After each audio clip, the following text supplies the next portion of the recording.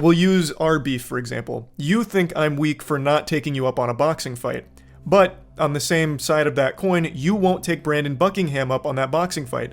The whole point was, I don't stand by my beliefs because I won't fight you for it. Well, with that perspective, why wouldn't you fight Brandon Buckingham when you feel so strongly about your beliefs and he says the same things I do?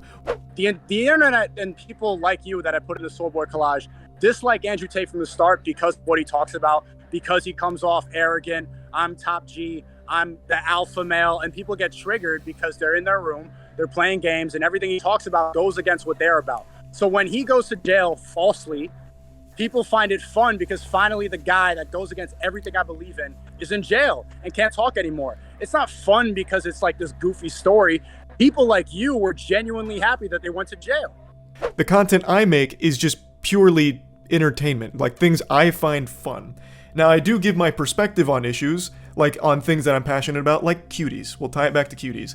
When I saw that film and the way it was advertised with children twerking on the cover, it made me very upset and very concerned that pedophilia was going to be more normalized, because now you have Netflix with a front page catalog piece that I consider, and many others consider, to be child porn.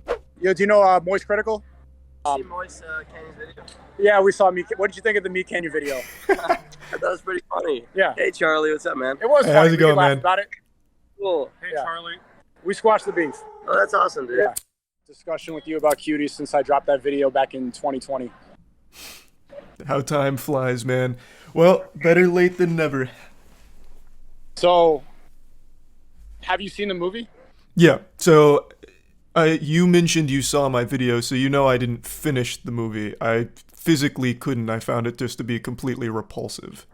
Haven't you seen a lot of other movies that have repulsed you before? I watch horror movies. I watch movies that are provocative quite a bit. Yeah, but this is something I feel isn't being recognized.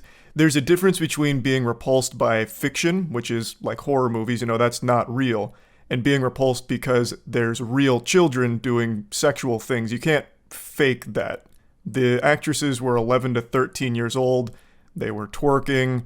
There was some very gross scenes in there, and like the cameras would zoom in on their chest and their ass and their crotch. Like, that's a very different kind of repulsed. That's what we agree on. I don't agree that those scenes are good. I don't agree with the sexualization of children. I defend the movie because I defend the morality of the movie. And I think that most people that were disgusted have seen those clips or didn't watch the whole movie like you. So that movie was taken out of context quite a bit. People don't really see the moral of the movie, which is defending Islamic values and also pointing out the very real problem that young girls have going on social media and doing these dances. I agree that it's disgusting. I agree that those scenes are repulsive, but I think you could be repulsed by TikTok and pretty much what young girls are doing on social media every single day as well. I think that people outraged at that film should also be outraged at everything that girls are doing now on Instagram, TikTok, and all these apps. Well, see, but here's the thing. So let's break it down to the very bare essentials. Can children consent? Can children consent? No, they can't. We agree. So then why do you think it's excusable to exploit them after having them sign up for this film? If you admit they can't consent, how can they possibly give the okay to be shaking their ass and having a camera all up in their shit while they're doing sexual things, like that scene where she takes a picture of her vagina, the scene where they're doing literal, like, toying around with cam sites? Like, that's very different. Like, no one is disputing the message, right? It's a message. I agree with the intention of the movie. I don't think that those scenes are good. That's what we completely agree on. But I think that was an important movie to point out how many people get sucked into this world. I think that was needed. That movie was needed to be made. And I also don't think that movie encouraged pedophiles to go and cite and look at these girls. I think that they're more likely to go on TikTok and find girls that they're attracted to. I don't think that this really attracted people to these girls. Well, it's not like I'm here arguing that this movie created pedophiles, right? But what it did is it delivered a film that they would watch for totally different reasons than the message. Again, the message isn't something that I or pretty much anyone has an issue with. The message is, like you mentioned, the social media poisoning them, making them do the sexual things, which is a problem. But this movie contributes to it since it still used real children to sexualize them to showcase it. That's the issue. You didn't I don't need think it to be I don't think children. it contributes to it, because when you see girls doing this on TikTok, they don't know. I don't see girls doing it on TikTok, though, is the thing, right? The only people that would are going to be the pedophiles. They would go and search that out. This movie was advertised on Netflix. No, that's not true. Every time I don't have TikTok on my phone, but once in a while before I was banned, I would go on there, and the first 3 videos would be the same thing that you see on Cuties. And that's why I uninstalled the app. That's why I refuse to have it on my phone, because it's directing you to those images. Which is a problem. I'm not disagreeing that's a problem. But that doesn't make this film... We agree, but we just disagree that I think the movie was important to point out a flaw. Personally, I never empathized with girls being directed to that site before I saw that movie. That really made me understand what it's like to be a girl and grow up in that age. I think we're getting... Yes, we agree that it is disgusting, but you are excusing it because you believe it highlights a very real issue, which it does, but it contributes to that issue by using children. They didn't have to use kids. You recognize that, right? They could have used... They didn't have to use kids. But I also look at the director and I look at the moral of the movie, and I don't think that it was anything unsafe, and I don't think that the director had any bad intentions making it. So maybe it shouldn't have been as sexualized, but I defend the morality of the movie, and I also defend the effect that it had on me. When I watched that made me have a new perspective.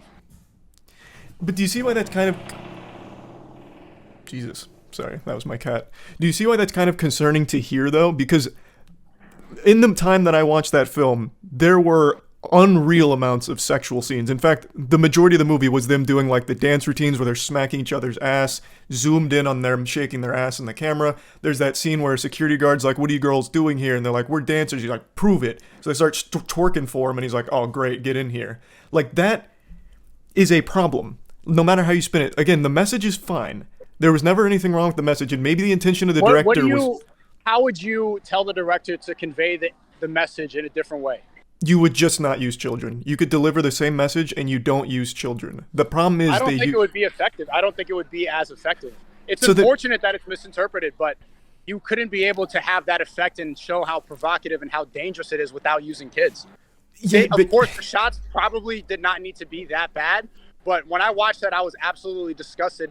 And like I said, it changed my perspective. And what I'm surprised about is that you are against wokeness, because everything that your content is about, it doesn't seem like you've ever directed any energy towards how dangerous wokeness can be, which is exactly what that movie's about. It's saying how important Islamic values are in the face of wokeness. It's about a Western African family, Islamic. They go to France, a completely woke country that's now being burned alive, and women are running around topless.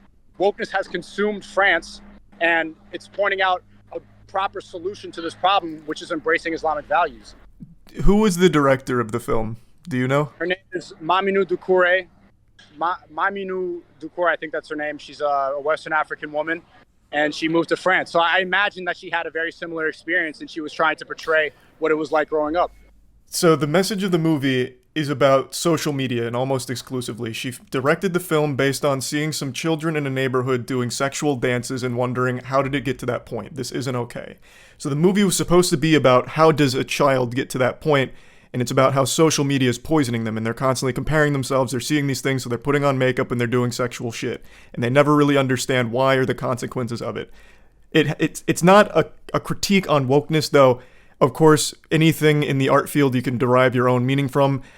I recognize that almost everything you encounter in life you tie back to either cancellation or wokeness, but in this film in particular, this is a movie I really feel conflicts hard with your ideology. Under no circumstances should children be sexualized, is where I stand. Do you disagree?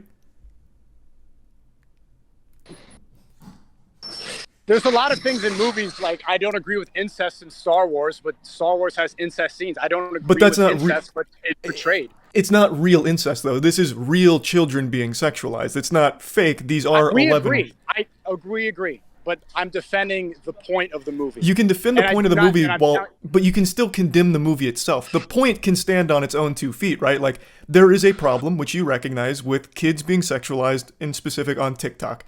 That is a problem in and of itself. But you can still condemn this film for contributing to the thing it's supposed to speak out against, which is sexualizing children, which you have admitted it does. And it didn't need to, like you said. That is the so problem. maybe they shouldn't have used child actors, but I agree with the point of the movie. But how do you think that the point could have been conveyed in a better way? You think they should they have used 18-year-olds to play 11-year-olds? That's exactly what most movies have done for a long time. A quick example is The Last of Us using Bella Ramsey to portray a 14, 15-year-old. Like, you can do that, and that's a lot more acceptable because there is no longer a victim. Like you'd said, children can't consent. These kids could never fully consent to being sexualized in this film like this on the big screen. I would argue that when they use 30-year-olds and 27-year-olds to play high schoolers, like in Euphoria and like in 13 Reasons Why, it actually sexualizes kids more because we start to mature high schoolers and we think of them in a different way. People in their 30s and their late 20s get addicted to Euphoria and they have ideas and they start romanticizing teenagers in a different way because they don't use actors in that way and they make them look more mature. That's a completely separate conversation you can make arguments for, but that doesn't work here because it sexualizes already real children, right? So I think you're getting hung up on like the what ifs and like whataboutisms on other sides, but the core doesn't change. So let me give you an example. It is realistic to use kids for the message, right? Because it's about kids. Well, what if the child was naked doing the vagina pic? If they showed the kid's vagina, is that now too far? It's still realistic. That's too far. So there's two ways the movie could have been changed to be more effective and that people would understand the message. One, they could have used child actors and they should not have been sexualized in that way. Or two, they could have been 18 plus and it could have been sexualized, but then it wouldn't have been as effective. One of the two should have changed. I agree. Okay. So then do you think there's like levels to sexualization of kids that is acceptable and then unacceptable? No, this is never acceptable to sexualize children, but then we agree. So then can we then say, since this film sexualized children, I can't really champion the film. However, the message is okay. Like, I like the message. I agree completely. But the reason I defend that movie is because I think everybody just saw those scenes and looked past the message and looked past the good moral that the director had when making it. That could very well be the case for some people, right? 100%. I would say most people. Most people who hate the movie haven't seen it. Most of the people accusing me of being a pedophile for defending the movie haven't seen it, have no idea what it's about. They've just seen those scenes. But they're also still not wrong for being upset about those scenes. Like, can you recognize that? I think they should be more upset at the problem. I think people should direct that anger instead of calling me a pedophile on the internet. They should look at the system that turns these girls into sexual objects at a young age and be more angry at that. That is the real issue. That is the bigger problem at large. They do, though. It's not mutually exclusive, like where it's one or the other. Do they? Do you?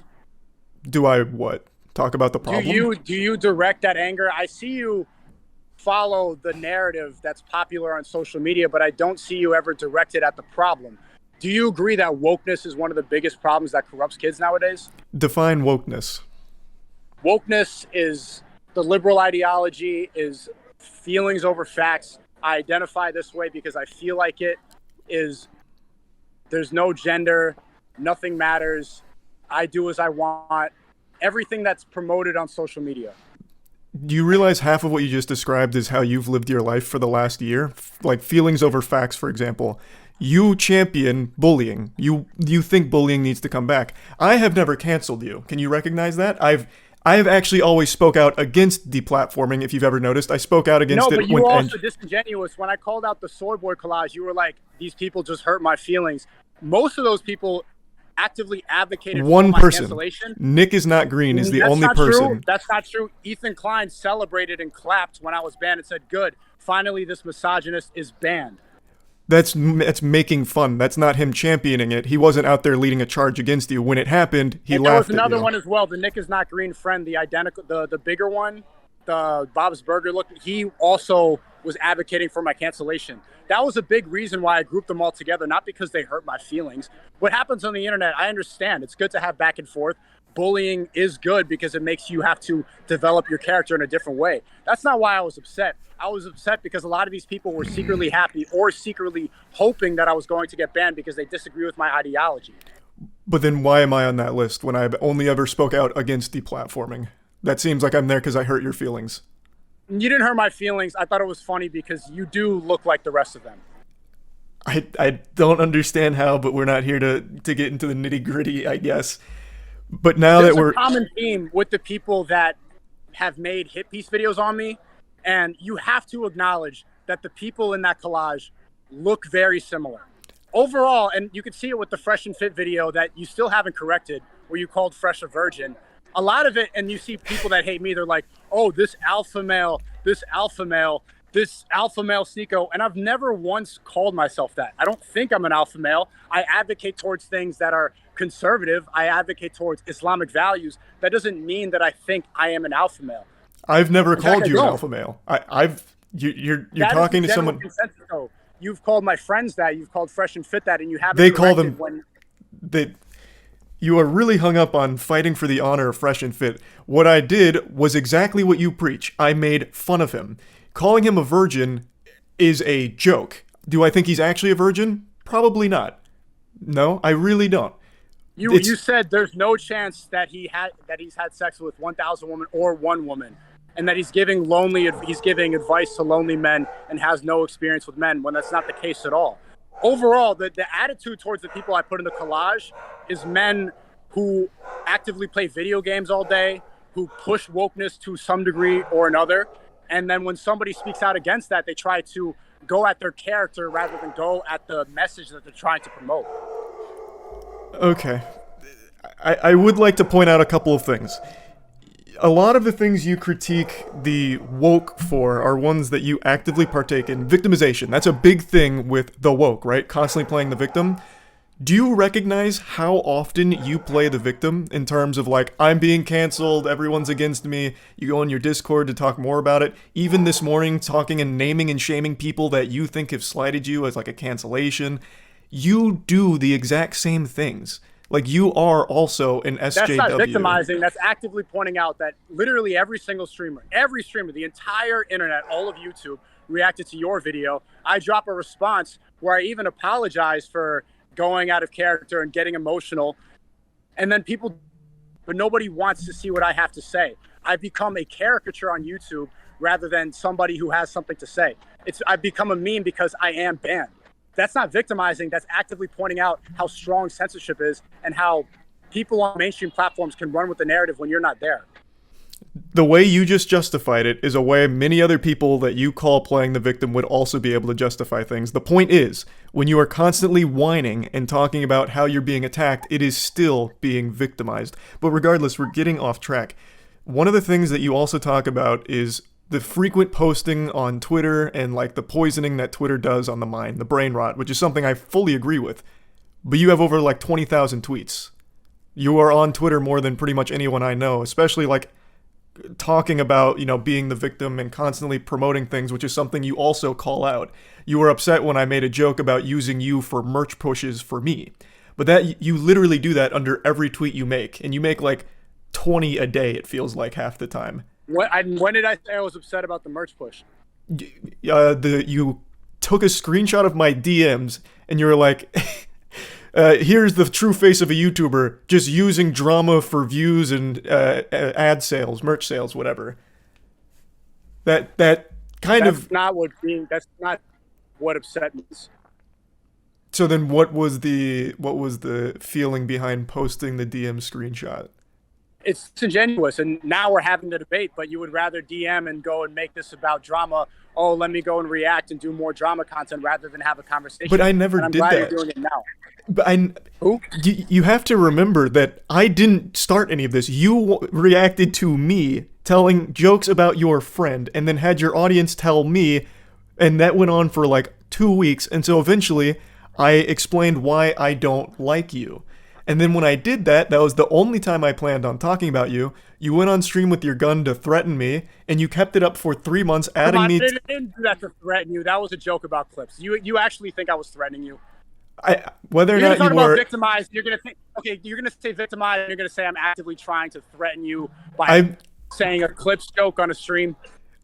I don't think you were actually coming after my life. It doesn't change the fact that for 3 months you continued to carry it on. I wasn't reacting to you. I wasn't even talking about you. But then you keep pushing it, and then you keep...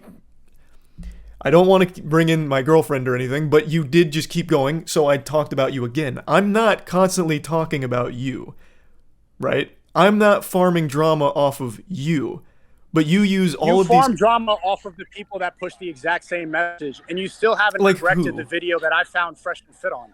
But You what? haven't What? corrected the fact that you thought that Andrew Tate was doxxed by a pizza box. Now finally he's free after not having any charges against him, without having any evidence. He was in jail for 4 months, and then people like you push this narrative that he was doxxed by a pizza box. I call you out because you don't correct your mistakes. You were wrong about Fresh and Fit. You were wrong about Andrew Tate, and you were wrong about the movie Cuties. Okay.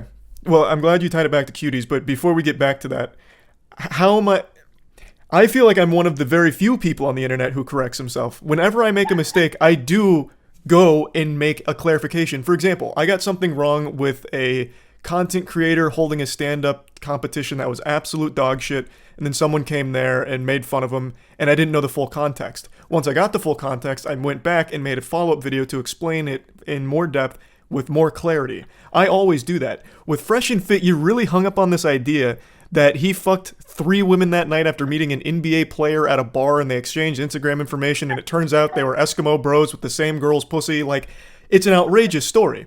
Now, whether or not it's true, you haven't proved it either. Were you there watching him fuck? Were you cheering him on? He verified it. He showed the DMs with the basketball player. They did the whole podcast verifying the story. The DMs. And you didn't correct it. Okay, so you didn't correct that. They did verify the story. You didn't correct it. Did they have the basketball player? Did they have the basketball player and the 3 girls he fucked come on and be like, "Oh my god, he absolutely plowed the shit out of me. It was the best sex of my life"? Did he have? That would never happen. But he did show the DMs with the basketball player verifying the story and that he did go to the party. Whether or not you want to believe he was with 3 women, I wasn't there either. I guess we're never gonna know. But exactly. He did get the DMs from the basketball player. You were insinuating in that story that he never even met him and that whole thing was made up and that it's not possible on Instagram. You also didn't correct yourself on Andrew Tate getting doxxed with the pizza box. But I also never video apologizing. Whoa. I don't know if you even watched the video, because I did say the claims were of a pizza box, which was backed by like early onset news. I never said for sure. I talked about how that would be extremely entertaining if that was the case. When I cover something like that, for example, Justin Roiland, I'm sure you followed that. He was recently found innocent on all of the like domestic abuse charges. I always said, if these charges are true, and then I'll make jokes about if like these crazy things like the pizza box are true. But I never fully say like this is a true fact. So the pizza box thing being completely fake was never something that I really truly believed in my heart was real or reported on it as a very real thing. Just played with the fun idea if it was, because of how silly and outrageous it is. And why now is Andrew, that fun? Why is it, go back to that point? Why is it fun that 2 men who have no charges or no evidence against them went to jail? But tell me, what's the fun idea about 2 men being falsely imprisoned? The fun idea is they're falsely imprisoned based on a pizza box. It's playing around with the pizza box, not them being in jail. That's a fun idea to you? That's a fun idea that 2 men, and this is a problem that we should both be aware of, and that men should be aware of, that you can go to jail without any evidence or charges, that the entire internet can lie about you and think it's funny.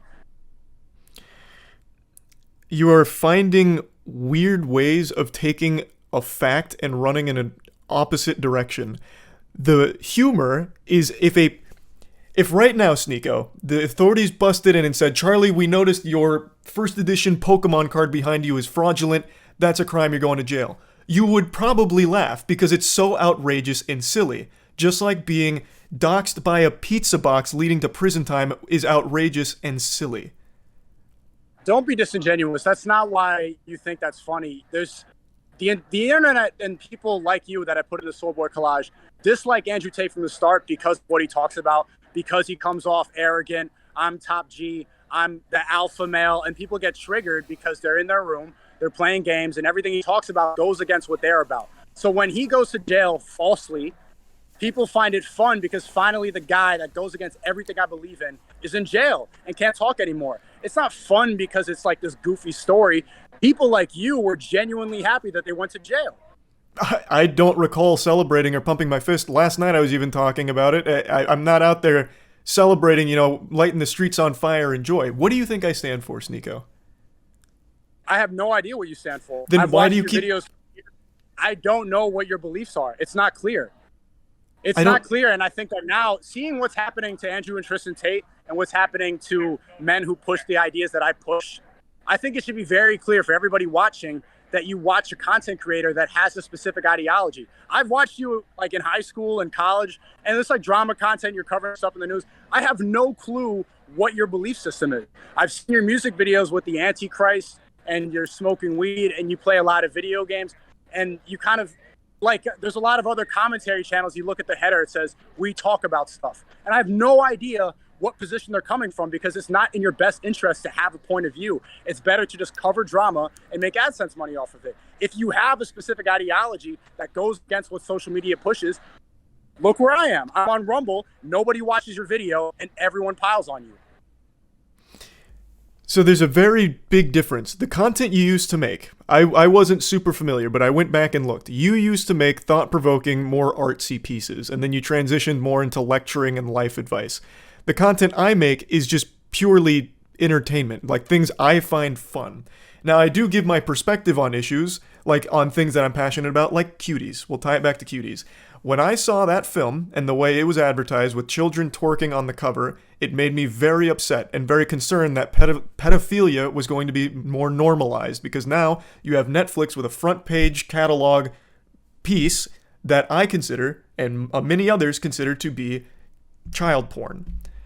So I would give my perspective on that. This is gross, and here's why. And then I'd list out some of the absolutely repulsive scenes, like the children watching porn or like campsites, twerking, being filmed twerking, all of it with real children. That's a real problem.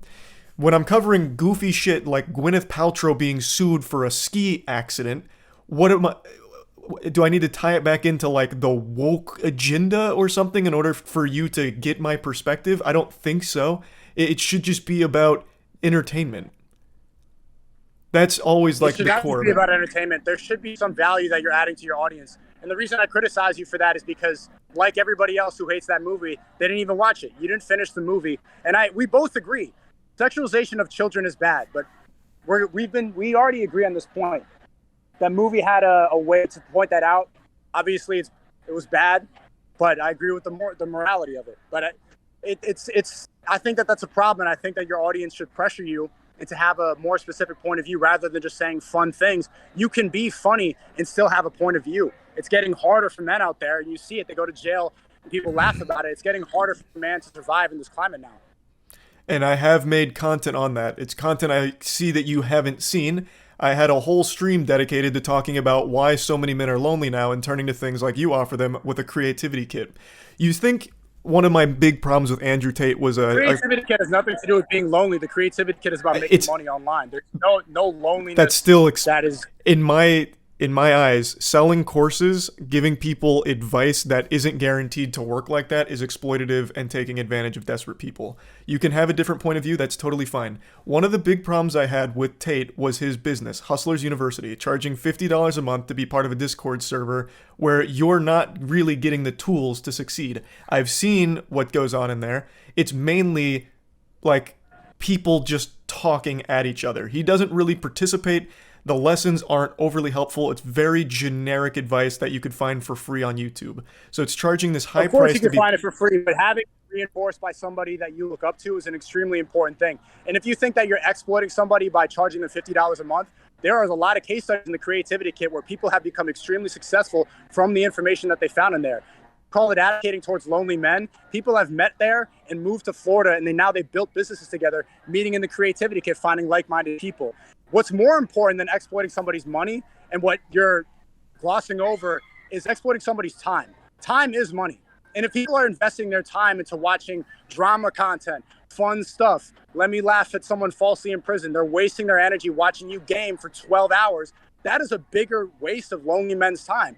They're not getting any value from watching you game for 12 hours. They are getting value from paying $50 a month and learning the secrets from somebody who's been doing this for 10 years. But what's a better use of your energy? $50 on a course from vetted millionaires, or watching a gaming streamer for 6 hours every night? Well, he didn't use the course to get rich. He's getting rich from the course, the same way that the course that you're selling is not like your main way that you made money. You are making money from that course now, as opposed to what the course is teaching. But again, this is getting completely That's not true. sidetracked. That's just not true. That's not my main source of income. I enjoy doing it, and it's a great way to have a network. And you talk about all the lonely men that are out there. What are you doing to go and help these people? We understand that there's a problem with loneliness of men. People get in there, they ask me questions about how do I network better? How do I find people who are like-minded? You give them advice, and you can see them transform their life. I'm curious as to what you think is a better alternative, because you stream gaming for 6 hours. Is that a better solution to men who are lonely watching you play video games, or giving advice to men who don't know how to find a community of like-minded people who don't know how to make money online and want to live a lifestyle where, look, I'm in Japan. You're still in the same room that I've seen you in since high school. I can go places. I choose not to. I'm happy here the same way you're happy traveling in Japan. Like, these are non-arguments that you're making. It's the same argument I've never seen why you outside of your room. And I don't know how many years I've seen you on YouTube. I've never seen you out of your room. I've seen you with dildos in your room, throwing it at each other and your friends. I've never seen you travel. I've never seen you network with other people. I've never seen you show your audience what's possible if they make money as well. I've seen you play video games since like 2016. in one of the clips you showed of me, I am outside at Gasparilla with my girlfriend. What are you talking about? At what? Gasparilla is like Mardi Gras, but for Florida. Like, you have literally shown me outside. I don't know why you're trying to make this case that I'm never outside. You stepped outside in Florida. I've never seen you go to different countries. I've never seen you network with successful men. I've never seen you around a group of men who are on the same page. That's it. The purpose is showing our audience what's possible. A lot of people are tired in this lifestyle. We talk about lonely men. The number one problem that lonely men have is watching porn, is playing video games and getting addicted to this stuff. That's what's contributing to loneliness more than providing them an avenue to go and elevate themselves. That is the biggest contributor. People who don't know how to live life, how to go outside, how to meet different people, but find a comfort zone in their room playing video games and watching porn. It's impressive how you tie everything back to porn now. That you're talking about things that are agreeable. And this is what I've said about Andrew Tate. He doesn't always say silly, dumb shit, but he does. And he couples it with good, real things. Like you mentioned, porn addiction is a problem.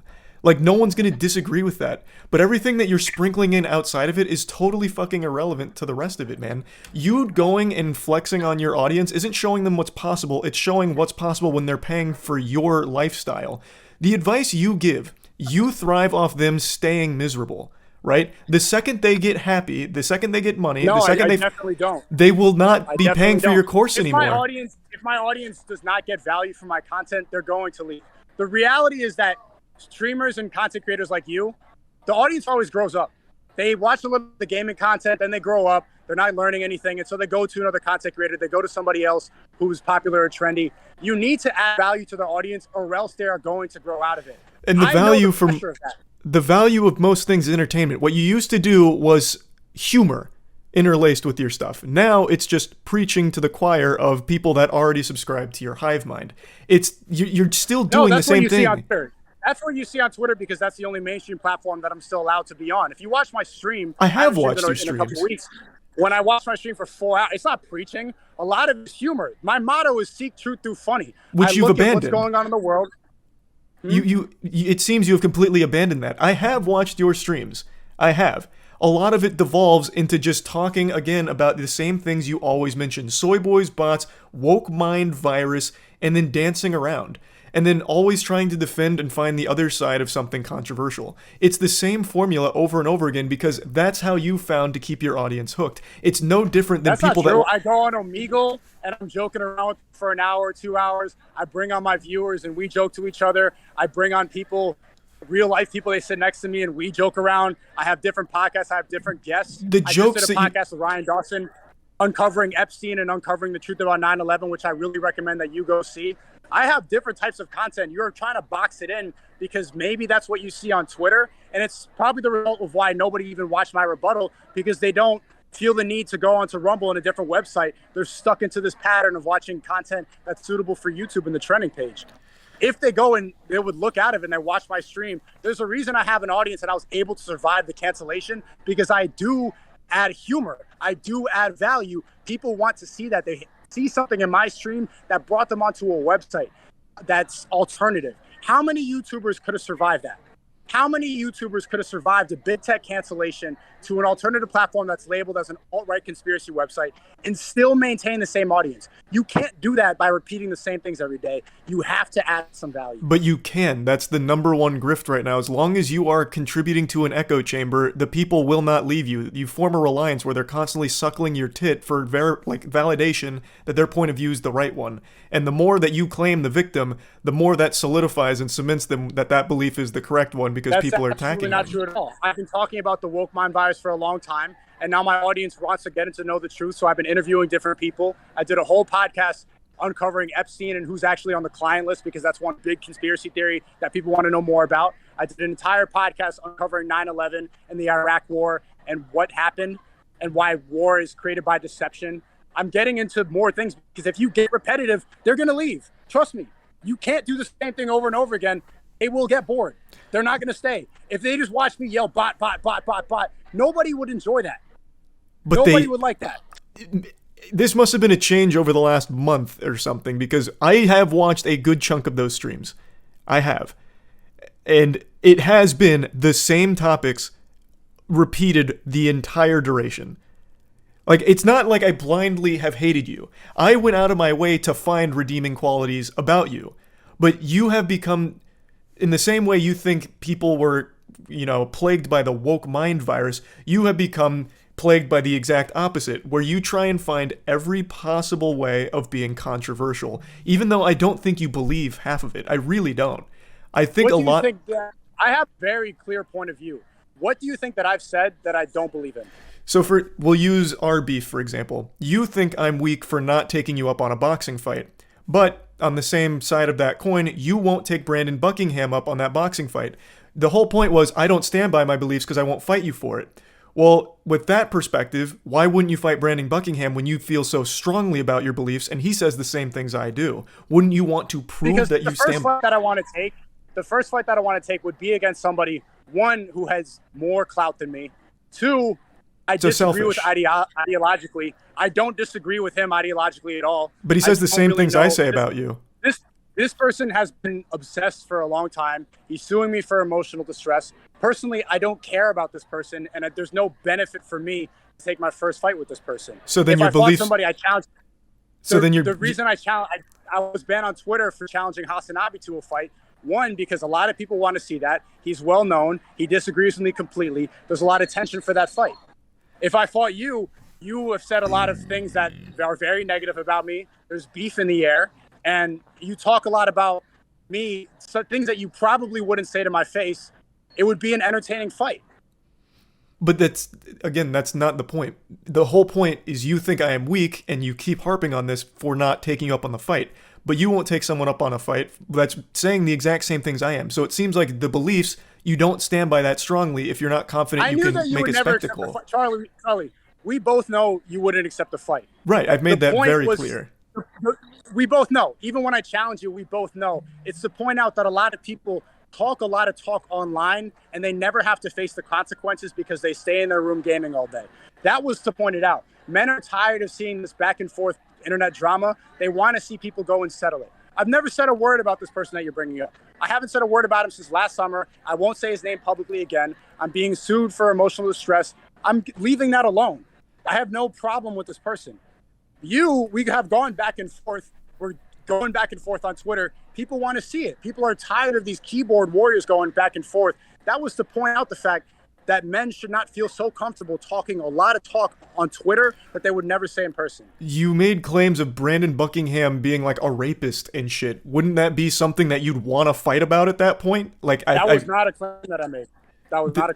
I can't remember the specifics of it, but you did toss out the word rapist when talking about Brandon Buckingham. I don't remember the context it was used in, but you did mention it, right? So why is all of a sudden that now beneath you? Like, you don't have any problems with him now after he's willing to fight. The point is, you're talking about, you say these things and you don't have consequences. Well, what about you? You said these things. He's trying to give you those consequences that you think are so important, and you won't take him up on it.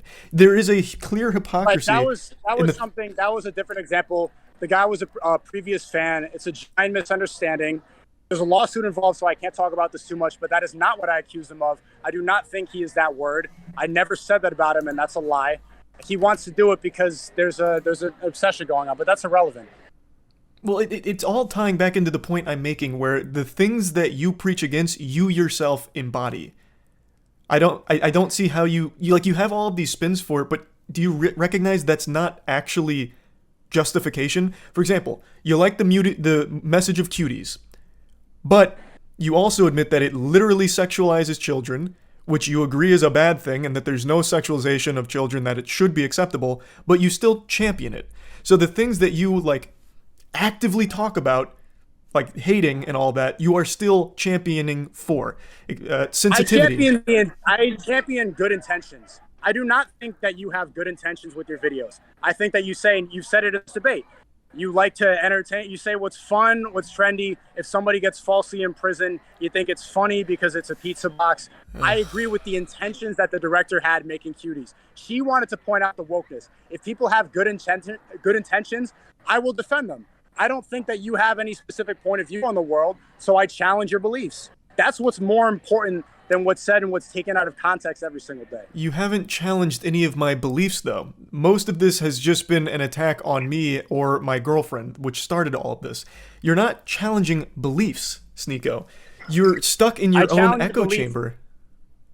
I challenge your belief of you gaming all day and criticizing me for adding value to my audience by teaching them how to make money online, while you suck up their time while they watch you play video games and you add no value to their life.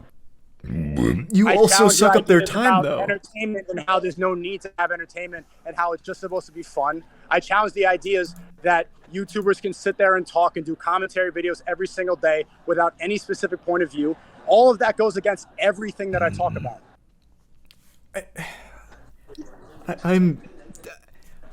I'm very confused on a lot of this. You don't like sports, right? Because sports is a waste of time. Watching sports is a waste of time, right? No, I don't watch sports. Well, but more than that, you think people that watch sports, they're not getting any value added to their life. You think it's wasting their time. There is a better use of people's time. Of course, you can watch a game once in a while, but that is a waste of their time. It's getting harder to go and succeed nowadays. You should be investing your time to something else. But you said yourself, let me ask you this question. What are your beliefs? What are they? I don't know them. Can you tell me what you believe in? Yeah, I feel like I've made my beliefs very clear. I am very firmly on the side of there are certain things, and it's going to be different for everyone, that make people happy. And main thing I want is for people to be happy. I don't like that men are alone, which is why a lot of the advice I give is telling them to get out of their comfort zone and start with something like the gym. The gym is a very social environment. It's an environment where everyone's working towards similar goals. You immediately surround yourself with like-minded people, and maybe you make a connection at the gym. Maybe you can find a friend there, but even if you don't, you are out of your comfort zone in an environment where people are working for a similar goal. And that already changes your mindset as a person. You've given yourself a goal, you are acting on it, and now you're surrounded by people that are also in a similar boat. I think most importantly is I want people to be happy, and a lot of times they can't find that. So I don't think there's anything wrong with escapism, like watching someone play a game or even playing games yourself. Watching a sport, playing a sport yourself is also great. I play pickup basketball every Thursday. Getting out, talking, outside of a comfort zone, instead of sitting online making 20,000 tweets on the Sneako Twitter, I think is not productive. Replying to Sneako's Twitter, replying to my Twitter, none of it I think is productive. I've had Twitter since 2012. I've made 2,600 tweets, and half of those are just shit posts or a retweet.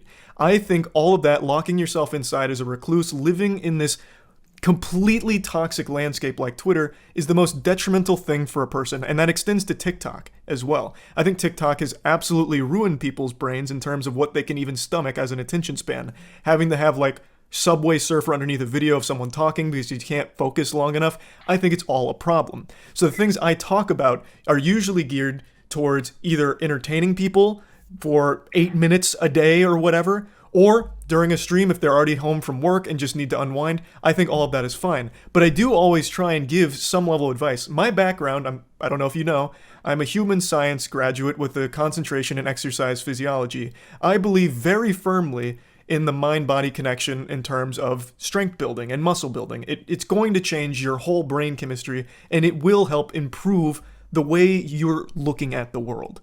So that's one of the big things I talk about, is even if you're 100% comfortable with your body, there is no reason not to at least try to make these kind of differences and change your perspective on things. Like, it doesn't even have to be a body issue. It helps your mind overall. I am always against people paying for advice from so-called gurus and professionals because you don't need it. The beauty of the internet is it is an unlimited repository of all of the human knowledge, just this compendium of every piece of information for every subject you could want. And you can access it for free. Under no circumstances do I ever advocate for someone paying up to $50 a month for advice they can freely find right now, even if it doesn't come with a built-in... Gamers always have the argument, but then they never talk about how college is a waste of time and that people go into $50,000 to $100,000 in debt from people who aren't vetted millionaires. If you could pay $50 and talk to a vetted millionaire who has made money online in a way that they don't teach in school, $50 is a steal. People get really upset about this because you're paying somebody directly and you know who you're spending the money on. You don't get upset about college because you don't know the principal, you don't know the headmaster, you don't know the donors. They're nameless people behind a university. So the point of the network is collection of information concentrated in one place, and also the network of people that you can find. Right here, I'm in Japan traveling with somebody that I met from the Creativity Kit. That is something that is invaluable and that you will only find by paying $50, which is not a huge price. That is a big price, but also, do you see what just happened there? $50 is a huge price. That's the same price as your merch that you're using to advertise on this drama. Would you rather your audience pay $50 for a t-shirt from a gamer, or they meet somebody that they can go start a business with? That the merch isn't $50 for a t-shirt, but regardless, what I want you to recognize is what happened there. It is. Okay. It's still not, but with what just happened there is I was talking about something and you went into PR speak and salesman mode to talk about your course, and you attributed something to me that I actually talk against. I actually have spoken many times about why college just isn't right for everybody. It's not. It simply isn't. I think college provides an invaluable social experience where for the first time in your life you're on your own, so you learn how to fend for yourself, you learn how to interact with roommates, strangers, so you get social skills, but college is not going to be a great fit for everyone, especially when it comes to certain academia positions, especially like in some art fields. I actually talk a lot about that, but you keep lumping me in with this perception of a gamer and these beliefs that you don't know anything about me on, and yet you still put me in there. Then you should probably make them more clear. I do. I've been personally watching your videos for years, and I had no idea about any of this. I've seen you gaming. I've seen you react to drama content. I didn't know that that was your method to make people happy, which I think is a narrow way of answering that question about what you believe in and what your belief system is. I was still but that's going. fine. But I'm glad that you said that, and I think that you should reiterate that more in your video to add more value to your audience. So you said you've watched for a long time. These aren't secrets. I made a video 6 years ago. I just double checked. I uploaded a video 6 years ago called "You're Getting Fucked by College Textbooks." The entire video is about how college textbooks in particular are a massive scam and a very predatory system that universities are using. I do talk about these things. You are just not seeing them and then still putting words in my mouth. My beliefs, I think, are very clear to the people that watch. They're not a secret. They're not hidden. I make them very obvious. But we're so sidetracked now because you're trying to look for angles to throw me into these camps that I just don't fit in order to make it seem like you're morally superior. In your belief, because you criticize me for tweeting I have 20,000 tweets, but like you have a high and mighty 2,000. You've been making videos every single day for 6 years. You're pretty much shit posting on YouTube as much as I am on Twitter, which is my only mainstream platform. To say that I didn't know what your belief system is, that's not a critique on me, because I've seen many of your videos. That's a problem of your content. And the beliefs that you just conveyed here, it does not show in your content whatsoever. I'm re-angling my whole content to make exactly what I want for my audience to be specifically clear. That's why I'm traveling. That's why I'm showing myself training every single day. The message that's conveyed in your videos is play video games for 8 hours. That's what it looks like. You're in the same room. You have all these gaming posters around. That's what you do. That's what people know you for. Do you think that people know you for how to be happy, or do people know you as the guy who plays Super Smash Bros? Genuinely, what do you think the perception that people have of you is? Well, it's certainly not Smash Bros, since I don't play it. I don't understand the point you're trying to make. I would imagine people look at me as just a channel of wild nonsense, just goofy shit. For example, I started a fucking wrestling league where it's all about the most over-the-top stupid fucking wrestlers fighting with ridiculous storylines and silly production. Like, this whole thing, you really want to laser focus on me playing video games as if it's some kind of huge blemish on my credibility or reputation. Again, it's not, but it's also super weird because it's not the only thing I do. In fact, if you went to my channel right now, I think there's only 3 gaming-related videos over the last month. It's not like all I talk about is gaming and everyone needs to be gaming all hours of the day. There's nothing wrong with unwinding after a day of work with watching a Twitch stream, or, you know, you used to stream a lot. Do you think everyone that went to you is wasting their time? Because, again, the streams I watched, you were repeating the same points. To me, that's not adding value. That's just already cementing and preaching to the choir. That doesn't seem like adding value. Were they wasting their time? I have a specific point of view. I make my point of view of the world clear, but I cover political content. I talk about the vaccine. I talk about what happened on January 6th. I cover current events every single day. I give people a That's reason the main to come thing you back criticize me for is real covering issues. current events, though. Like, you're talking about that You like don't it's a great cover thing. current events. You I say, no. You don't cover current everything events. that's silly. You cover WWE, like you just said. You cover drama content that you see on Twitter. You're not talking about January 6th. You're not talking about the fact that Pfizer was exposed for gain of function on the vaccine. You're not talking about what's really going on, what they censor on YouTube. You're talking about wrestling. One of your main... You didn't even know about wrestling until just now, where I made a wrestling thing, not talking about it, but one of your critiques was talking about drama. Wrestling adds nothing to people's lives. You know what adds something to people's lives? Learning the vaccine probably isn't as safe as effective as they market it as. What's also adding value to people's lives, learning that they rigged the election against Donald Trump, because look at the footage that they hid about January 6th. Now I'm going to change who I vote for in the next election. Now I'm not going to trust the people that I see on mainstream news. I'm not going to be glued to this screen that's feeding me lies, because look at what they were hiding. That's adding real value to people's lives, because that changes their whole perspective on the media that they consume. And it's parroting the same points. points. Covering wrestling content makes people it feeds more into the nonsense. It keeps them more plugged in. Watching 7 hours of video games because you stream like how many days a week after work, that does not make them any better. All that does is dumb them down even more and prevent them from making money online and traveling the world, because they're too dumb and slow watching you play video games. And you think they're not dumb and slow watching you parrot the same things that are already being talked about by millions of others on Twitter? Clearly not, because it's not a unique perspective. They are absolutely not. I have so many case studies of people who I've showed that they're in the gym, because I post gym stories every single day. They have networked on the Creativity Kit. They started an online business. They started their own channel. They learned how to make e-commerce. They learned how to actually market. They learned some valuable skills. You don't learn anything from wrestling content. You don't learn anything from watching you dance around listening to fucking whatever that Nazi song was with a yay jacket. Like, your content is not that unique either. You're parroting similar points that they already believe in, Sneako.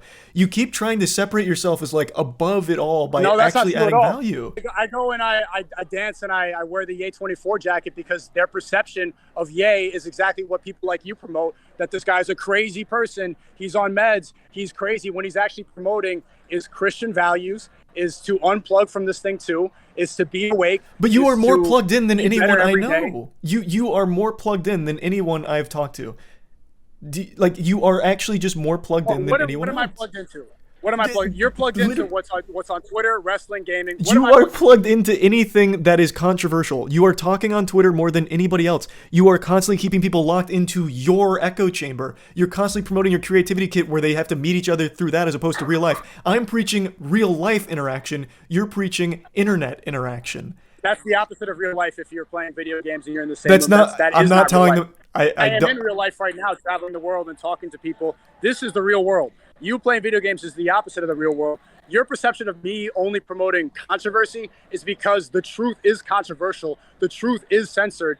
And everything that you're going to see on YouTube is exactly the narrative that they want you to believe in. It's not controversial. I have a very specific ideology. I've explained it here, and you've not pointed out one thing that means that I'm just trying to attach myself to controversy. I feel like I feel like I have. Example, Cuties again. You are preaching for a movie that you agree has horrible things that are unforgivable in it, but you still say it's your favorite film or an extremely important one. That's a problem. That is you attaching yourself to controversy. I've explained that I defend the intention of the movie. The But that's intentions are good.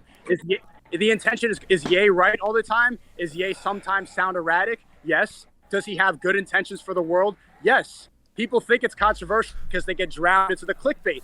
It's like with Cuties. They see the clickbait, they think it's terrible. They see a clip of Ye, they think he's crazy, when in reality they have good intentions, and it gets drowned in from the noise on social media. It's not controversial, it's just true.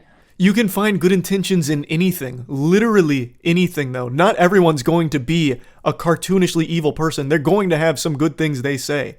So why don't you defend everybody? That's the point. What I've realized in this, that you should make those intentions more clear, because I had no idea about how to be. I knew that you play video games, you reacted to what's popular, wrestling stuff, and you try to, like, people, if they're tired after work, they can go watch me game. That's what I know you for. I think that you should make that more clear. I make that specifically clear in all my streams, and you think it's repetitive because I want people to know exactly what I believe in. It's not controversial for clickbait. I have a specific worldview.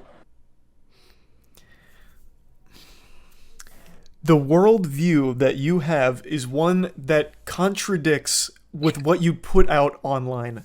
Like I said, do you think that you don't victimize yourself? Like 100%, like mask off. Do you think that you go out through your day and you don't feel like at all hours, oh man, everyone's against me? Because one of your friends reached out to me after all this just to kind of talk about concern for your mental health. I don't know how true it is, but you apparently read Reddit comments and pretty much any kind of Twitter discourse around you. That is literally taking this plugged-in mentality. I don't know who you talk to. I never go on Reddit, and I tweet a lot because that's my mainstream platform. I don't read the replies like that. I don't obsess over that. Why do you think I'm outside every day? Why do you think that I don't have the time to do that? I'm extremely focused on what my mission is and spreading the word of positivity and spreading and trying to awaken people from this brainwashing. I don't obsessively read over this at all. But if I was, I'd be in the same room playing video games. That's absolutely not true. Okay. Do I look like the person that reads Reddit comments? Yes, Sneako, because you reply to them all the time. Like you fight these boogeymen. Reddit comments? Yeah, in your streams, yes, you were pointing out like these fucking obscure things all the time that have got under your skin. You were talking about face fucking someone that made a joke about you one time. You were talking about beating D'Angelo Wallace's ass because he mentioned you one time. Like, you are plugged in more than anybody else. You see everything. Okay. You see how you're doing the same thing that you did with Cuties and what people do with Ye? I was making jokes about D'Angelo Wallace because he was canceling people for going to parties during COVID. Because he went on this whole moral high ground brigade about how much of a better person he is because other people weren't quarantining and he was quarantined. He went viral for shitting on people and canceling people, saying people should, like Bryce Hall, should go to jail because he went to a party. So I made jokes back at him. If you're going to get on your moral high ground, somebody should go and bring you down too. But you're doing that now too, where you're putting yourself above everyone else because you're outside and I'm playing video games and what you're doing is real value. I'm absolutely not above anybody. But that's how you're acting. That's what you're saying. Life. I'm absolutely not above anybody. I think that going outside, traveling the world, meeting different people is a better lifestyle than sitting in a room playing video games. Do I think that I'm better than anybody? Absolutely not. I've never said that, and that's the false misconception that people like you get when they see this content because like, that's what you're saying to me. Do you know how many times you pointed out me being in my room playing video games? It's not me better than you. It's that I would rather travel the world. I would rather make money online. I would rather unplug myself than sit in my room and play video games for 7 hours a night. That is a better lifestyle. Does that make me a better person? Absolutely not. You're saying you keep using the word better. That is putting them head to head as what you're doing is a better decision. Thus, you are you're living a better life and morally superior because this is better than that. That's not true. You seem like you might be happy with your life. I don't I'm not trying to rate your happiness. Ultimately, the point of life is to live the happiest possible. What I do know is that what makes men lonely is gaming addiction, is watching porn, Any is addiction, staying yes. inside, is being plugged in, is being plugged into social media and doom scrolling and reacting to drama. That's what I know makes men upset. So I would rather promote a lifestyle. What's happier for me is traveling the world, being in Japan, doing what I want to do, unplugging myself from these things and meeting different people. That is what I know is a better lifestyle to promote for men, and how I became happier, how I got out of depression, and how I stopped smoking weed all the time. Okay. And everything you just said is exactly things that I'm trying to navigate this in a way that's not going to spin you into like PR speak. Everything you said is things that people don't need to pay for. Your lifestyle is whatever makes you happiest, right? You said at the end of the day you want everyone to be the happiest and live the happiest life they can. Right? Is that your goal? Is that your mission? Yeah, that's what we agree on, and that's what we should focus on doing for our audience. So then why then do you shit on certain lifestyles that you think are worse than yours? Gaming. Why do you think that if someone is happy gaming for, you keep saying 7 hours, which is an outrageous amount, but we'll use it. If someone is happy gaming for 7 hours, why shit on them for it? People aren't happy gaming for 7 hours maybe once in a while, but continuously gaming 7 hours a night, that is not a happy lifestyle for anybody. And why do you think you're promoting positivity then? So saying things like racism brings people together. There's much more to life. I know that there's much more to life than playing video games for 7 hours. Video games, that's an escape. I agree, Jesus. No one. Let me make it clear. Video game addiction is not a good thing. I am not a video game addict. Streaming games. Do you also agree that video games are an escape? Video games what?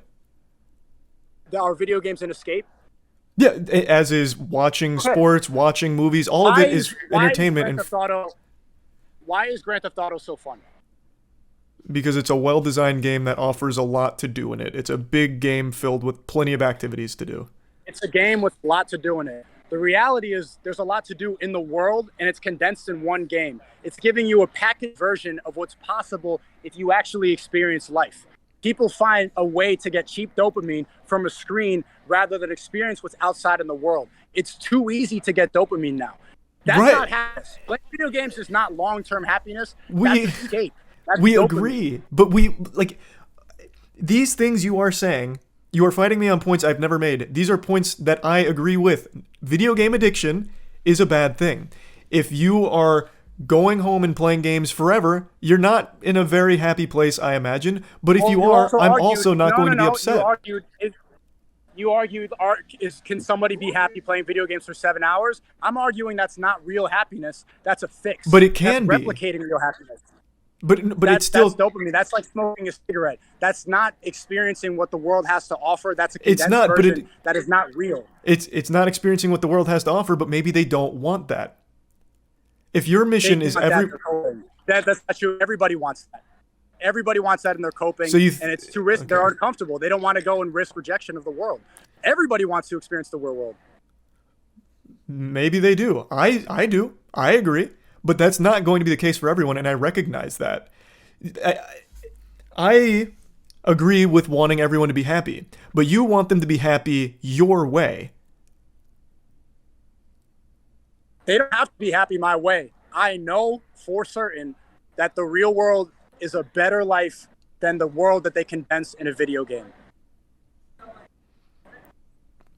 I don't know why we're so hung up on games, but yes, for a lot of people, I think getting outside of gaming is going to be helpful, but that doesn't mean they need to completely stop gaming altogether. There's something called moderation. That goes for everything. Food addiction is life-ruining. Porn addiction is life-ruining. Gambling addiction is life-ruining. Every addiction is life-ruining. Moderation is key. Gaming addiction is life-ruining. It's all about figuring out moderation and also finding what makes you happiest, what amount of hours that is. Maybe it's more hours than somebody else, but it's finding that balance, and that's going to be different for each and every individual. Whereas you're putting a blanket on it.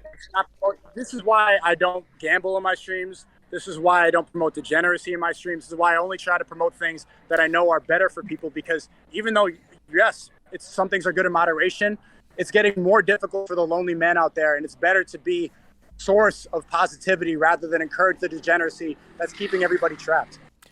That's just where we disagree on. I think that you've explained it here. You want people to be happy as well, and I think that's good. And I hope that you try to reiterate that more, because genuinely, man, I had no idea. And you know exactly what my worldview is. You think it's controversial, but I make it extremely clear. I know you think it's repetitive, but I want people to know. I don't see how your message is somehow bolstered by spamming slurs, for example. Like during that stream with the gun. I couldn't listen to you because you kept saying slurs. How is that necessarily helping make people happy or positive in any way, shape, or form? What does that do to contribute to your overall goal? Because it's not humor either, so it's not seeking truth through funny. It's literally just spamming slurs because you were mad at me. It is. The reason that it's funny is because I'm on a platform that has free speech, and you're not bound by wokeness where you can't say certain words and you're labeled racist or homophobic or transphobic, where you can say things even if you don't mean them, because we're not trapped with words. But why say something you don't? Why say something you don't mean though? What does that do? Wouldn't that go against your ideology where you're like faking it? That's not a word. A word doesn't encourage. A word doesn't encompass a whole belief system. A word can be funny. The word faggot is funny. That was the funniest thing you said this whole debate. How is this that? I don't. You're laughing now. See? Well, it's because it's just an outrageous claim. Yeah, it's like exactly. talking to a It's child. Outrageous. Well, You're no, proving like my point. It's no, outrageous. It's funny. Your defense This is of the it. first time we laughed this whole time. First time we laughed this whole thing. This is because of one little word. Yes, because it's such a silly defense of it. It's like a child who hears "fuck" for the first time and he's like, "Woo, daddy said fuck." Like it doesn't. Well, it worked on you. Well, are you because it worked on you? If you just said it without your explanation of why it's good, I probably wouldn't have laughed. The point is, and this is talking about what I was mentioning, like with the pizza box. It's so outrageous, it's humorous. Like these things are outrageous, and that makes it humorous, which it seems like you can recognize. Do you believe that Andrew and Tristan Tate are innocent? That I don't know. They could be, and I've said that from the start. You don't have a belief on that? Well, because I don't have the evidence. They've been charged twice with the human trafficking, but none of the evidence is public. You didn't look at all the victims and their allegations and how everything was exposed on WhatsApp, how they plan to make a Netflix movie out of this. All of that was online. I think. But then, if you cover current events, this is something you jump onto the pizza box, but you don't take the time to go and look at all the evidence that was debunked. That's not true, though, because why do you spend the narrative laughing at somebody falsely in prison, but you can't go and just look at a couple screenshots and see that as garbage? Do you see? Well, hold on. Before you interrupt, I would like to talk about both things. But do you see how I mentioned the pizza box being outrageous, but that one? That's like a slur to you, me mentioning that. That one, you stopped laughing the second I mentioned it, even though it's the same principle that you were talking about. It's outrageous. It's silly. It's stupid, right? That's what makes it humorous, in the same way you were defending the slurs. But that one's a little too far. Like, you have these weird lines where it doesn't really make sense. That's not a good argument, because you're laughing at two people who actually went to I'm jail. laughing at the pizza box. I don't recall... You're laughing at the pizza box putting two people in jail because of what you saw on Twitter. When I say the word faggot or I say a slur, it's just a funny word to say. There's no consequences for that. Nobody goes to jail falsely. That's not true. People have gone to jail for saying slurs, which I don't agree with, the censorship of speech. But that we're talking about something totally different. Right now, me saying that right now, that's right. But and me thing. Saying the pizza box thing right now, that shouldn't be a problem. It is outrageous and it is silly. But let me get back to what you were mentioning. I have looked at the evidence from both sides. I always do. I don't just go to these tribes and just assume everything on my side is right and everything on that side is wrong. I take information from all angles in order to find where I personally sit on this perspective, on this situation. So, for the Tate brothers, being charged twice with human trafficking, while there is some shady shit from the victims, there is still real merit to some of the things that people were talking about, such as something you talked about as well, the taking of the passports from some of the women and getting there under the guise that they would be able to date them. Those are very odd, very peculiar things. So it's not like it's just, all of that's wrong and we have to disregard all of it because this is here. There is, on both sides here, evidence that makes it a very complicated case, which is why it's gone on for so long, right?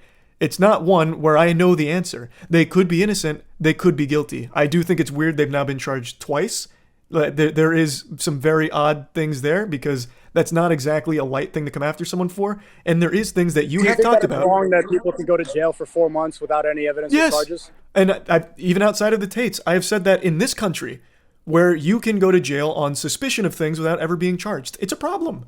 Yes, it is a problem. Okay. I didn't see that video. I saw the video laughing about the pizza box putting him in jail. Did you make a video about that? Yes, and I talked. Well, it's in that video where I say I don't know if he's guilty. I don't like if there's real victims here. Like I would never celebrate someone being a human trafficker because there's victims. I wouldn't celebrate him being a human trafficker. That means there are real victims there. Even though I disagree with like his Hustlers University and a lot of the dumb shit he says, I wouldn't want him to be a human trafficker. That means there are real victims being in terrible situations. I did say that, and I don't know if he's guilty. I don't know if he's innocent. Nobody does right now, except for them and whatever's going on in Romania. The joking about a pizza box is things I make about anything that has craziness around it, like the Gwyneth Paltrow trial. There's so much silliness there that I talk about, but at the end of the day, I don't know who's innocent or guilty. I'm joking about the goofiness of things that have come up, right? I gotta get going. It's getting a little hectic out here. Okay. Well, I guess kind of to tie it all back to the whole crux of it, I feel like I've got to know you a lot better now. I do still think a lot of the things that you talk about aren't things that I'm convinced you're 100% believing yourself, because they run counter to the way that you live your life. So that's because I tweet? Well, no, not just the tweet. The constant victimization, the sensitivity to jokes where I feel like you of all people should be embracing the people dunking on you, because it shows that people are more willing to insult and make jokes about people, which is something you're a big proponent of. That's not true. Both Meat Canyon videos, I reacted to the Meat Canyon video and I was laughing. I have a good sense of humor. It's the people advocating for my cancellation, which I never diving did. into my past and trying to be as a bat. It's not the jokes that I'm upset about. Charlie, you could admit that there are dozens and dozens of documentaries about me trying to make me look like a terrible person, people trying to call me a misogynist. That's the things, the false accusations that I'm upset about. It has nothing to do with the jokes. I don't care. So the way I look at those documentaries is an extension of that fact, right? So taking your worst moments and making fun of you for it, like Willie Mack's videos, for example. I don't see those as cancellation. I think maybe it's this lens that you have, because, again, you were the victim of deplatforming. That did happen, right? That did happen. I recognize that. And I've always said I don't agree with that. You say I'm a victim of deplatforming, but also I'm victimizing myself for pointing it out. No, you're victimizing yourself when people are just making jokes about you, not advocating for your deplatforming or cancellation, just making jokes about you. That is not the same. You got deplatformed. That sucks. People making fun of you is not comparable. People have made videos with the title "Sneako is a terrible person." That's not a joke. Sneako deserves to be banned. Sneako is a misogynist. Sneako is racist. They've written articles about me calling me racist when I joined the Ye24 campaign. That's not jokes. That's trying to make me look like a bad person. But you're acting like you can call those out. Like, Sneako's funny. Like, okay, there's one thing like, Sneako's a cuck. That's funny. Fine. Made a mistake. Sneako, horrible person. Sneako is a racist. That's not a joke. So you can but you realize you can do two different things there. You can call that out as being bad actors and you disagree, and then you give your point on why you're not racist. But then you can still turn around and recognize that half the people on your collage, your fucking strip, aren't advocating for your cancellation. They are insulting you. Like there's two different layers. There are people that are saying you're racist, you're misogynist, and if you disagree, then you can fight them on it, and it's not jokes. Then at that point, it's a debate to be had. But then I do agree. Half of them want to cancel. The other half were just making jokes. But you all look the same, so I put you in a collage. I just don't see how we looked the same, but that's not here to fight you on your perspective. I haven't seen anyone agree. I don't know where you're seeing the agreement outside of Rumble. I agree with you. I think this conversation was good. I got to know more about what you stand for and your belief system. I didn't know what it was. And I have watched your videos for years, man. I used to enjoy your content, and then I'm one of the people that just grew out of it because I didn't see exactly what value you're adding to my life. And what bothered me is the fact that you were lying about Fresh and Fit, and that's how I heard about him.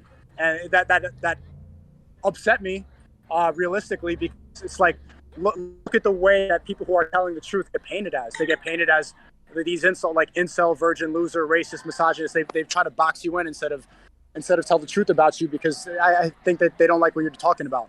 But I would like for us to have another conversation in the future. I like that you have a good message about how people should be happy. I like that you're advocating for the gym and you're playing basketball and you're telling people to get out of their comfort zone. I think that those are all really good things. And I do think that you're funny. I can't deny about that. Like, it's a little monotone, but you're a funny guy. I do appreciate the conversation. One more thing you mentioned there that I do want to point out, the boxing in of people. That's something I try not to do, and I feel like I've done a good job of not doing that, but that is something you do, right? You box me in as woke and spreading these kind of things, and all kinds of other people, you box them in on certain things that make no sense. Like, boxing in is something that you also do. Do you disagree? Okay, but you can decide. You can see people's ideologies. Everybody I put in the scoreboard collage. What do you think they think about Tate? What do you think they think about Fresh and Fit? What do you think they think about Trump? You probably have the same point of view. But it's still boxing them in, which is what you were calling out. Like, for example, you Is have it the not same. accurate? Is what not accurate? Everybody in that scoreboard collage who has advocated for my cancellation or slandered me or insulted me, made jokes about me, they all also dislike Tate. They all also dislike Fresh and Fit. They all also think that Trump is racist. I don't presume to know people's belief, and I don't really talk to anyone on the collage, so I don't really know. But the point is, you can make the same argument for you, right? If people are boxing you in as a racist, you do say things that do and lend themselves to being construed as racist, right? So would you fit on a racist collage? Probably. Like, how do you feel? It all comes down to intention. It all comes down to intention. And Okay. these people that the people that I put in the collage, their intentions are to bring down the alpha. That's the common theme I see from all of them. Oh, alpha male Sneako, alpha male Fresh and Fit. It comes from a place of cope and of jealousy because they see people who are living a lifestyle opposite of them, and instead of admitting that there's a different path or admitting that they could have a good point, they try to bring down their character. That's the common theme I see with these people. So the intentions that I see from these people in the collage, they're not pure, they're not good. It's jealousy and it's hate. And again, that is still something they could say about you as well. That's just one of the things I was fair. really. That's fair, and that's why you made me realize that I need to. This whole hate brigade on Sneako in the recent weeks. I'm going to repurpose my message now. I'm not gonna. What up, man? Yo, do you know Moistcritikal? Hey, say what's up to him now. We're saying hi. Yeah. Hey. Look. I follow you on Twitter. That's so interesting. Yeah. Hey. Just traveling the world right now. Cool, man. See Moist Canyon's video? Yeah, we saw Meat. What did you think of the Meat Canyon video? I thought it was pretty funny. Yeah. Hey, Charlie, what's up, man? It was Hey, funny. how's it going, We laughed man? about it. Cool. Hey, Yeah. Charlie. We squashed the beef. Oh, that's awesome, dude. Yeah. I've been That's awesome. actually Hi, wanting to talk to you more. That's hi, funny. Moistcritikal. Hey, man, Hey. what's up? I'm from Florida, too. Good luck, Charlie. Hey, thank you. Probably. Do you have a Valorant what? Just like two very famous streamers. I thought I started in the club. That's funny. Where's Ludwig? Lud's. I don't know Alright, what Lud's doing. I think that's a good way to end it on. Hope we could talk again in the future. I don't think we should have beef. And yeah, you did. I want to thank you for starting that whole Sneako hate brigade, because it's like, yeah, you know what? Maybe I am guilty of doing the same things that I am mad about, and I do attribute a lot of that to being canceled and a lot of resentment about that. But I just have to spread positivity now and not engage in the same type of behavior that I criticize. Yeah, you're right about that. So I'm just gonna go and, I'm not gonna go attack mode anymore. I don't think that there's any value to that. It's just gonna come back to me. Well, I actually really appreciate the conversation, man. It's nice to hear like a more human side of you outside of like, what I see on Twitter or Rumble. I actually do think this was a very valuable conversation, so I appreciate you I really appreciate you taking the time to have a bit of a call with me about it. Yeah, thanks, man. And mags, not clips. Yeah, from now on, bro, if you're gonna be talking about guns, get the terminology right. You very much offended me with that one. All right, take it easy, bro. Hey, you too, bro.